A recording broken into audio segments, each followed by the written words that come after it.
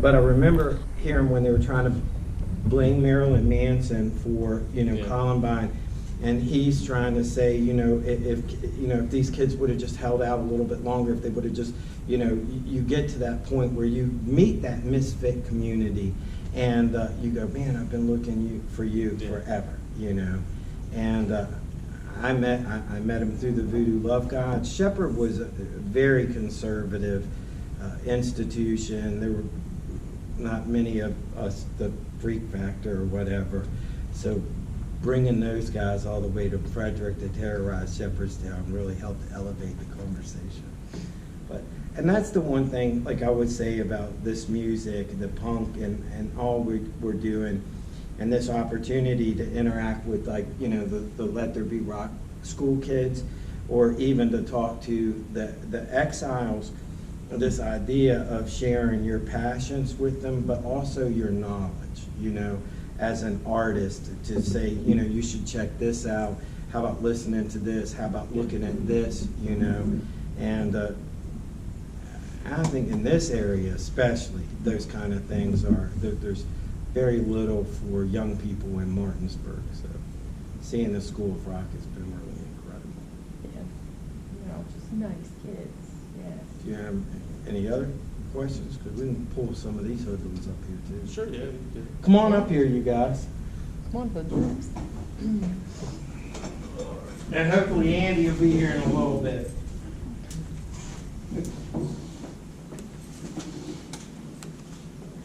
I'll give you a background, let you talk to these guys for a while.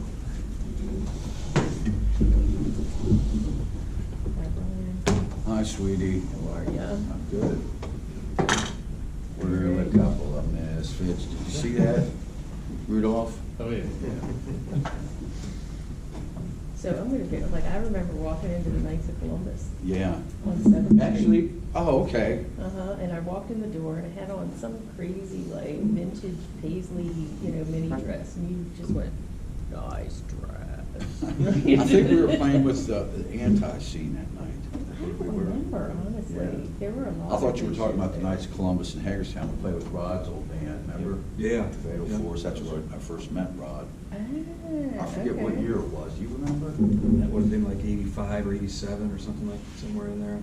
Yeah, let's go down, where? Go down what are there. your- Get go down What there. are your origins, your other Hey. bands and?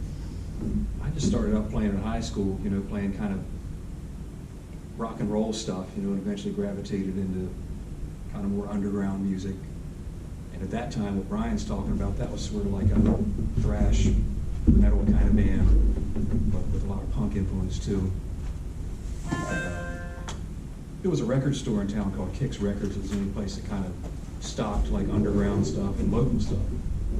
So you could put out your little EPs or your cassettes or whatever, and they would sell them in there, which was pretty cool at that time. It was really hard to kind of get it out.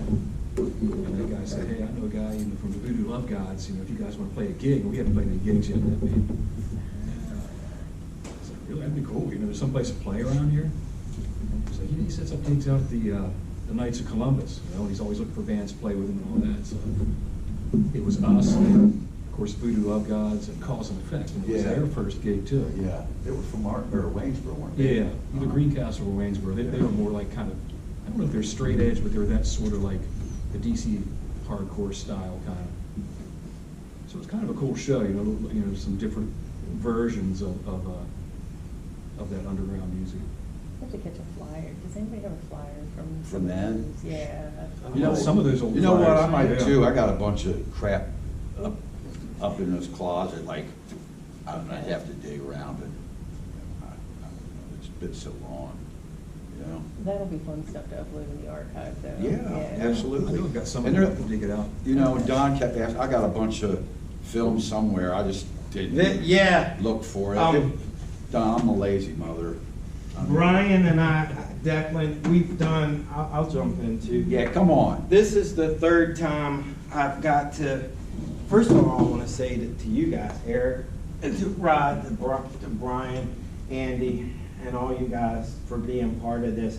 But those crazy years, 30 years ago when we first met, not realizing the impact that they would have for the entirety of my life span, I look at those years as the most formative to me as an artist. The ideas and the principles that would become my belief system are forged in those days.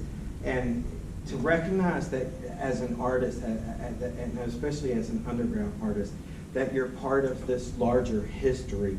And I thought that was one of the cool things about what we were doing with the music that I had these guys pick out for the students, because they're talking to this next generation.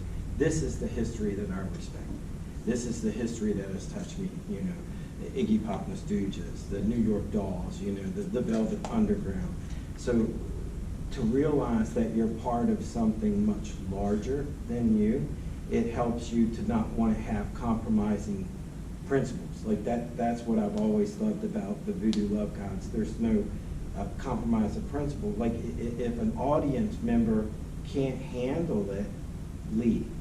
It's not the artist's responsibility to censor or to take away from their work. Let's talk a little bit about the albums that you guys have done, the earliest albums, and then some of the music that you three have recorded. Well, together. the first thing we did was, first of all, I met Pat Fable at In the Streets, I think it was '86. And I had just broken up, the left had just broken up, so I was kind of doing nothing, sitting around masturbating a lot. No, I'm just, but anyway, I met Pat at In the Streets, and we started talking. I told him I used to be in the left, and he had some band that just broke up, Subterraneans. I said, well, let's do something. So we got together, we started jamming. I think it was Ben Steen's basement or something. And hey, Andy, Mr. Rogers is here. Sorry, I got caught up in the book section out there. That's right. Yeah, the kids' book. Yeah, exactly. But anyway, Andy me and Rogers Pat, is, he said he had a bass Sarah player and a and drummer, Josh so are I the started coming down to librarian. Frederick and jamming with them. Join him. And the first thing we did was a 7-inch of Glitter House Records. We did 3 songs on it. Is that the one with your head? Yes, it is. Bad Seed and King of the Road. And, It's the Pez dispenser. yeah, I don't know what the other one was. That was the first thing we did. Mike Trail was drumming in that. So Mike didn't last long. We picked up Andy, and then we were ready for an album. Eric hadn't been in the band yet. I think we did the album in '87, didn't we? Was it '87, Andy? I guess, man. All I know is I woke up naked in Pat's bedroom, Uh-oh. and and I didn't have a car, and I just like never took me back home. But anyway, we had a chance to do a full-length album, and my good friend Chuck was actually playing bass for. He's dead now, but rest in peace, Chuck. But that was that. And after Chuck passed away, we picked Eric up, I think, in '88. And the first thing we did when we got Eric was go to Nag's Head, wasn't it? Played a couple gigs there.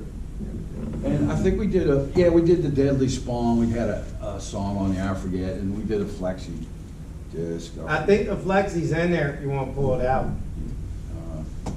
Were we on this fucking album? It was the flexi disc. Oh, yeah, the flexi disc. It's in there. Yeah, It's the same thing they used to put in like Cheerios. Yeah, I thought that was awesome. Okay. Yeah, it was on Cheerios box. But anyway, that was part of the, and then Pat left the band, I think in '89 or something.